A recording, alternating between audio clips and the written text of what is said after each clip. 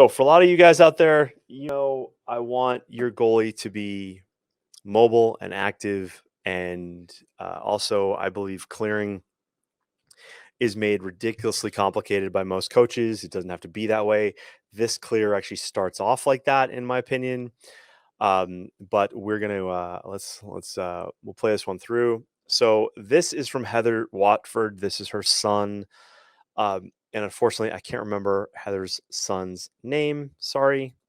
But this was a goalie goal that he scored last couple weeks ago. So he is right here on this clear. This is kind of interesting. This is a set piece. Okay. I'm going to play this through once. It's only about 30 seconds. And so the ball right now is back right there. And then he is right. He's right here. Okay.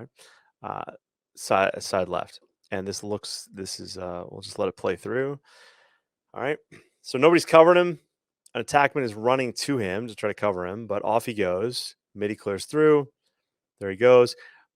There's some confusion at the midfield stripe. We'll talk about that in a second. And now he's kind of stuck top right up by that 30-yard marker. Now, what the yellow team does really, really well is they lock off. So they're trying to basically take away all his passing options. And so there's a short stick on him that gets a little out of control and gets beat. And there he goes, and he puts it by the goalie and scores. This is probably the best goalie goal. This is probably the best goalie goal I think I've seen. I'll be honest, and I've seen a lot of them. I just like how I'm going to talk what happens here, and what your goalie can do. So listen, for the girls too, goalies just can't score in the girls' game, right? We know goalies can't score, but they can get the ball downfield. They can draw and dump just like everybody else, and I still think that is a something that is underutilized in the girls' game, and it needs to. Uh, there's options, and I do think there needs to be a rules change there. I think we need girl goalies to be able to score, and I know they have deep pockets, and I know yada yada whatever, but just like come on.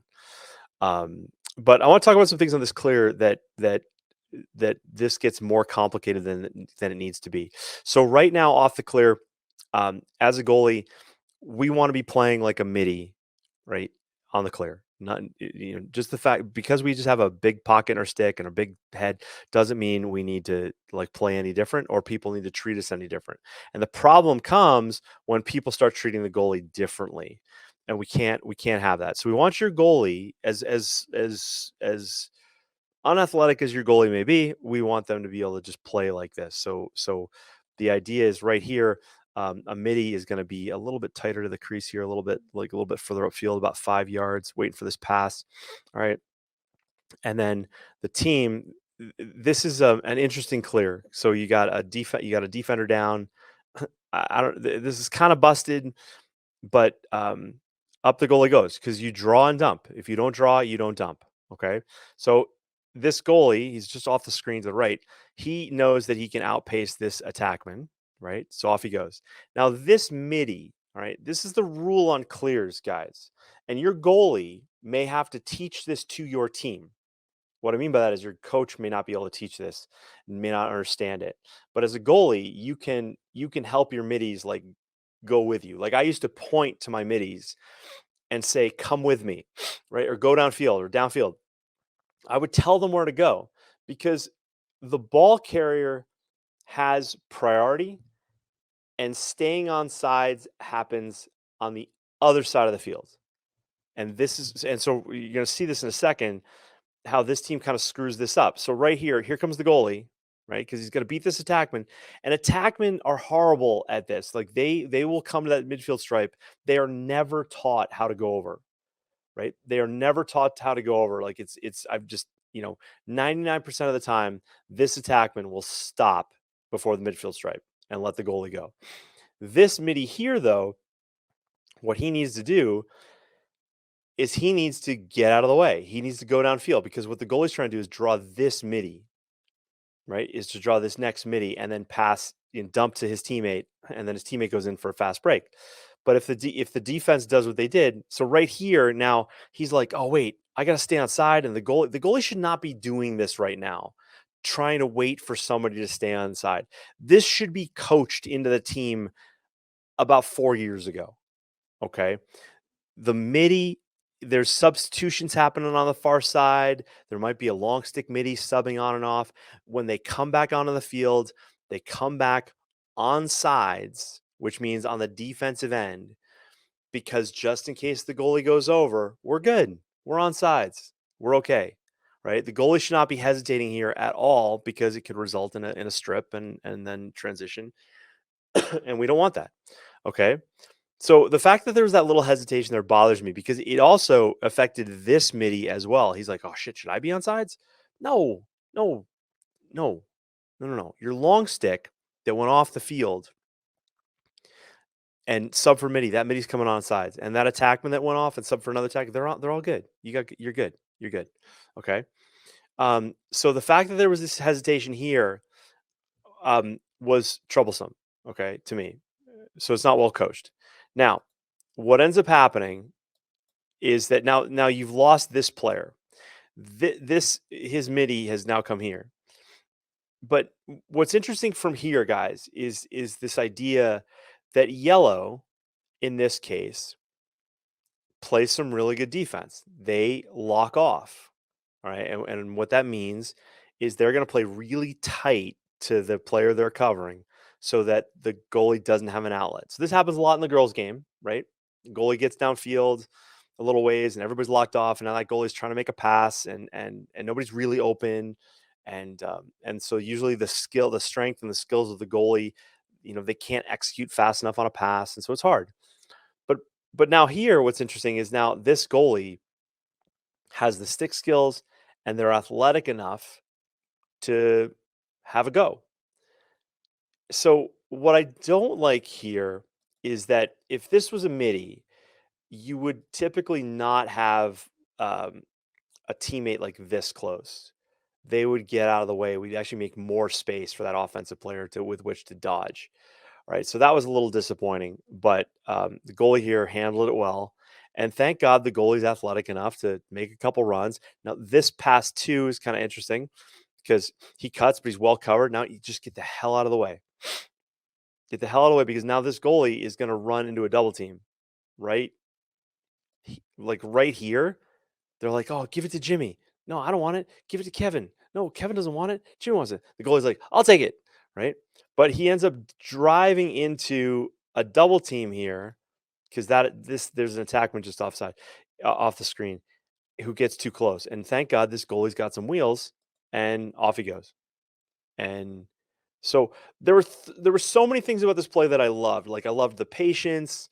I didn't like some of the complexity that was kind of because the kids didn't know who was on sides. And guys, that should just be, that just from the get go, like that should be just easily taught. And you can teach that at the youth level where kids understands like, okay, I'm on side. All right. Um, that's so true about the attack. Yeah, it's all good, but again, if a team treats this like a midi, then they don't make those same moves. Right? Nobody panics like, "Oh, hey, the goalie's got the ball." Nobody panics when a midi has the ball, right? I mean, sometimes you do. You might have a kid who's like rarely played, and people are just trying to, get the ball out of their hand. But the idea is, if you treat the goalie like they're a midi, even if it's a midi with bad stick skills, guess what? Like we're gonna score. And so I was super proud of this goalie. Like I just loved how this happened. And like I said, it's one of the best goalie clears I've the goalie goals I've seen. And I would rate it, probably up there, probably a little bit above even the Blaze Reardon goal, because that happened like they were up by whatever, however many goals against Cornell. But yeah, super cool. But it can be even less complicated, and it can happen pretty much every play. So if you watch my YouTube clip, like a great clear for most lacrosse goalies, it's on YouTube. It's been up there for like forever. Google that, watch that, talk it over with your coach, do that. Um, your goalie's going to get more opportunities on offense and also their D. If you got one or two fast defenders who can catch, man, you can pretty much spring them on every play, and it gets really fun to watch. Right, like really, really fun to watch. So anyway, that's a good one. Let me, if your goalie tries this in practice, let me know how it goes, or and tries it in game. Get some video, send it along, post it in the group. I sure would love to see it because I want, you know, listen, I would say this. One of the arguments that people make about pads for goalies is that it slows them down. I'm like, okay, well, if you're naked, then you should be able to outrun everybody on the field. Go for it. Let's get some goals out of this. Let's at least see that, right?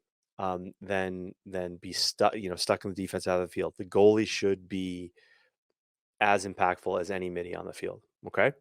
So, all right. I think, where's my, that's all I got for tonight. Any questions, anybody? While you got me, and yeah, Jonathan, I saw your post there. I'm gonna probably be going at 6:30, so 8:30 on the East Coast now. Um, uh, yeah, 8:30 on the East Coast. Glad you could watch. Glad you were here. Glad you could watch. Glad you're here. I love it. Um, yeah, sorry about that, guys. Um, but if you got any questions for me, you can email me, Coach Edwards at lacrossegoalietips.com. Again, more updates on camps and clinics probably coming next week. I'm looking to have that finalized and see how we can make that happen. And then hopefully you guys can join us because, one thing, I love talking to you guys every week. And for a lot of you, I coach your goalie. There's a lot of lurkers who I've coached your goalie. But I would love to get my hands on your goalie like in person. And so I know I've been stuck up here in Canada and COVID's kind of been a pain in the ass, but I'm looking forward to kind of coming down on the East Coast and maybe even doing like a parent or coach kind of seminar on some thoughts and things like that. So see how we can work that out. So glad you guys all made it. Have a great week. Go get your Girl Scout cookies. If they're in your area, go buy the box, go buy the case, to get the whole thing. With the girl that came to our house tonight, she said it was $5 for a box plus tip. My wife was like, that's awesome, right? When has a Girl Scout ever asked you for a tip? So good stuff. All right, guys, take care. Have a great week. And I'll talk to you soon. Bye now. All right, guys, thanks for watching and thanks for listening wherever you are. Do me a favor, hit the like button if you like this and be sure to subscribe if you haven't already.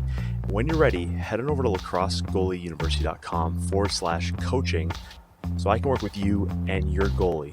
And while you're at it, check out athletespecific.com to learn more about mental performance and high performance. You may not know this, but I work with athletes in a variety of sports. Lacrosse is my love, but man, I love athletes and the families who support them. So head on over to athletespecific.com, check it out. I'll see you in the next video. Cheers.